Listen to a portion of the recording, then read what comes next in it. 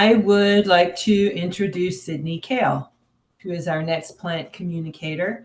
She's a Ph.D. student of wisdom studies at Ubiquity University, focusing on plant studies and phenomenology. Her academic work culminates in an exploration of co-authorship with plants in both academic and creative works. She's interested in learning from and writing, thinking, and researching with plants rather than about them. She is the author of The Love Language of Plants, a collection of essays written with plants at her home in Asheville, North Carolina. She also publishes a biweekly blog and bi-monthly zines, sharing her curiosities about the felt experience of being a human and a plant. Sydney, welcome. Hi, thank you all so much for having me. This is such an exciting event today, and I'm so glad to be here. I'm just going to go ahead and jump right in. One of my first plant teachers is Damiana. She is a shrubby plant that's native to the semi-arid habitats of the Americas and the Caribbean islands and has really lovely yellow flowers. And we are still in relationship and we write together in both academic and creative writing, and we spend a lot of time together. And one of the first things that she taught me was how to embody authenticity and to become a part of the stories that I was telling. And she taught me what it felt like to be in a body which is authentically human and also, therefore, authentically ecological. Boundaries are very much an illusion, but we do have edges. We have a lot of edges, and our edges are still very permeable. We have lots of openings in these edges, and those openings are our senses. And if we get a little bit closer to our edges, we can experience their texture like pollinators who are able to identify flowers by petal texture. Imagine knowing someone by feeling their skin. You don't have to know them by name. They don't have to announce themselves by name. You know them by touch. There's a philosopher of erotic ecology that I really love. His name is Andreas Weber, and he says, I am the universe thinking about itself and experiencing itself. And so is everyone else. Sydney is one way of knowing the universe, but so are flowers and hawks and raindrops and mountains. Damiana teaches me that I can trust that felt sense of my body, which includes my feelings and emotions and my intuition and my imagination. And she also taught me that ecology and all of these other ologies that we're a part of is inherently conversational and dialogic. And we as humans, along with all of the other living and animate and semiotic beings, have the ability to attune to these more than human modes of encounter and engage in those conversations. So this story, the one that I'm telling right now, is the story about plant voice as I know them to be. Because for me, learning to listen is an act of respect. Telling their story is an act of gratitude, and continuing to tell their story over and over again is an act of compassion from me to them and to all of you as well. To tap into plant voice is to recognize the otherness within ourselves. It's a part of this tapestry of landscape and place that we're all embedded in. And my work exists as it does in the same way that plants and I exist as we do, which is a product of more than human relationship. And writing for me is one of those ways that I enter into relationship with plants. It's a way of processing and composting a moment of co-becoming where our relational emergence is offered a space to converse and create together. And it's within this practice of co-becoming that plants and I are simultaneously authors and subjects. We're operating within a unified system that's founded by encounter and interconnectedness and relationship. And it's this context of reciprocal transformation that becomes the co-becoming itself.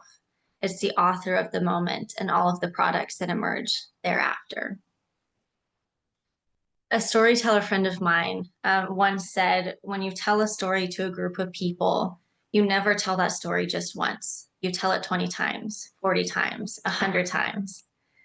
And a honeybee and I might both be attracted to the same sweet, perfumey scent of a flower, and we might be smelling the same thing and attending to the same story, but we're receiving that story in a very different way.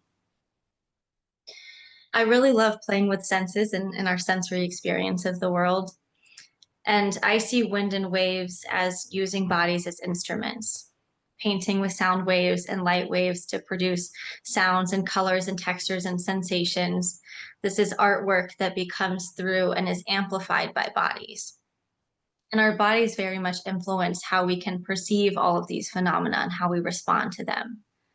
And so when I tell you that a plant can see, I can tell you about all of the photoreceptors that they have all over their bodies and what colors they can perceive and how they can measure light and what the sunrise and sunset tells them. But I can't tell you what a plant's experience of color is, what quality of color is to them. Light and color are waves, and waves can be intercepted and translated in a myriad of ways, depending on the body they come in contact with. If you don't take anything away from what I'm telling you now, the moral of the story is that we are all inhabiting the same world, but we know very different things about this world. To be a body is to be in conversation. And some of what we experience through these senses, through openings in our edges, comes from our own sense-making mechanisms, coming in contact with these ingredients for sense-making and world-making. And some of what we experience is a response to that encounter. And I see observation as a very physical and intimate experience. It's kind of like a river where the rocks and the water are taking on each other's form. As water is flowing over rocks in a river, the rocks are being slowly weathered and they begin to take the shape in their own rock way, of course, of the water. And as water flows over rocks, the water is beginning to take on the shape of the rock as it moves over and around the rocks. It changes course and it hugs so close to the rock that right where they touch, the water fills all of the crevices and the nooks and crannies of the rock.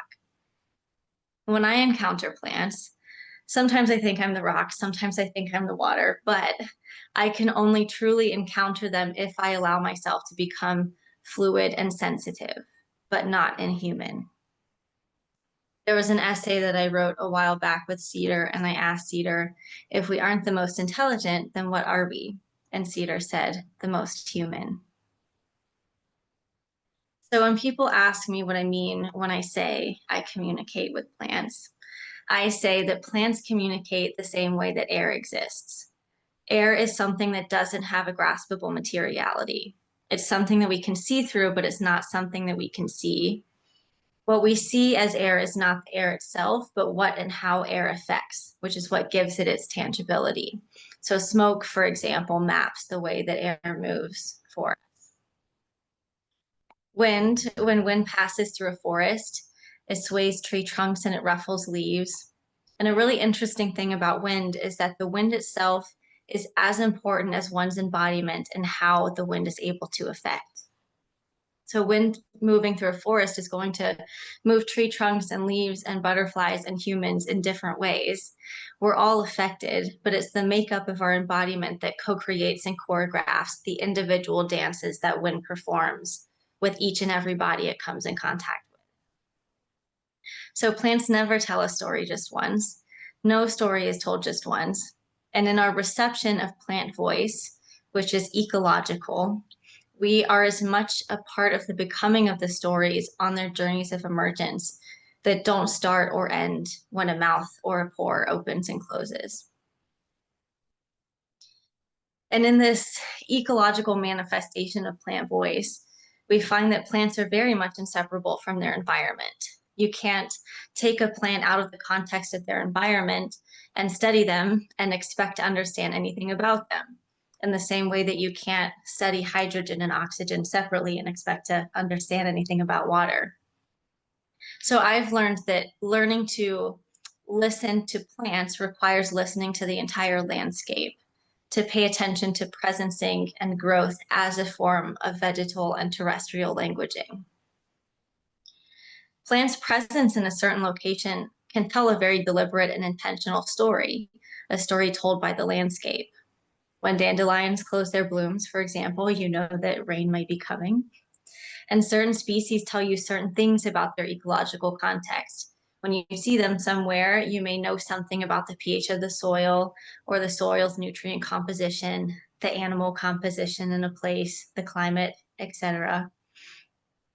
Plants can't emerge where they aren't in relationship, where they can't grasp onto these cycles of climate and soil decay and food web. And they also often show up where they're needed most because they've emerged out of the ecosystem that we and they are a part of. So coca in the Andes, for example, is very rich in calcium in a place where livestock farming is challenging. And it's also a very potent remedy for altitude sickness on mountains that can get nearly 23,000 feet above sea level. Dandelions, who are a liver detoxifier, are known to run rampant in rural American towns where alcoholism also runs rampant. Jewelweed, which is a treatment for poison ivy rashes, where I lived, is often found right by poison ivy. And goldenrod, which helps treat allergies, is often right near ragweed, which causes allergies in a lot of people. But I often wonder why we don't say the same things about invasive species, why we don't ask them, why are you here? And invasive species have been coming up a lot for me lately. They've been trying to tell us something, and I think it's been a little bit overlooked, although the conversation is becoming a little bit more prominent, I think, in spaces like these. But one of the things that I study is feral ecologies, and these are ecologies that have gotten out of control or out of hand, but they're encouraged by human infrastructure. And kudzu is a really good example of this. Kudzu taught me that we are only problematic when we're taken out of our element. But of course, they also taught me that it is worth being curious about why some of these species are where they are. And Stephen Buhner in particular talks a lot about the ecological benefits of invasive species and how they show up where they're needed the most. And kudzu, which has become nearly synonymous with the southern United States, weaves themselves over disturbed ecosystems. And they also add an incredible amount of biomass to these depleted and disturbed soils that come from southern pine monocrop plantations. And I live next to a forested kudzu patch now. It's taken over the plot of land next door. And in the summer, because we live next to this kudzu patch, the air is filled with the smell of grape jam that comes from the purple flowers. And our resident groundhogs will climb the trees outside of our kitchen window to munch on the kudzu. We've gotten a really fun view of that. And I've also become very well acquainted with kudzu bugs that seek refuge in our home every fall. They show up everywhere, all around the house, on me, on my computer, on the little folds where the leaves and stems on my houseplants meet. And they don't really seem in any kind of hurry, and they're very unbothered by us. And I've kind of grown to like them a little bit. And I wouldn't have gotten to know them if it wasn't for this kudzu patch next door, which some people call unsightly, but I can't help but find a little bit beautiful. But plant voice forces us to reconceptualize boundaries all the time.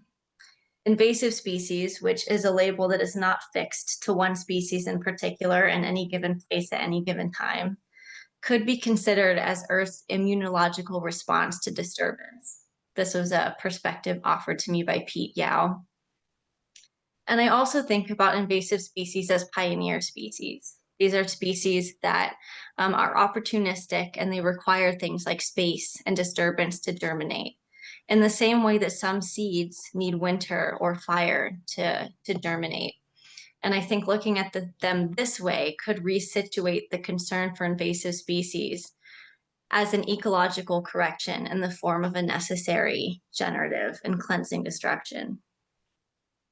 And so I'm bringing up all of this because plant voice doesn't show up with all of the human baggage of morality, good, bad, right, wrong, shoulds and shouldn'ts. And if we let them speak for themselves, they tell a very different story. Plant voice is ecological. Their voice is an extension of the land, and the land is an extension of their voice.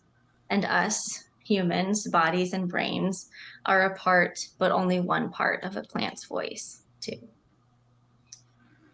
So that is all that I have for you. Thank you so much for listening, and I hope that y'all have a wonderful rest of the day. Thank you, Sydney. I don't know about that's all, You covered a lot in 20 minutes. I'm really appreciative of your participation today. Well, thank you so much. Yes.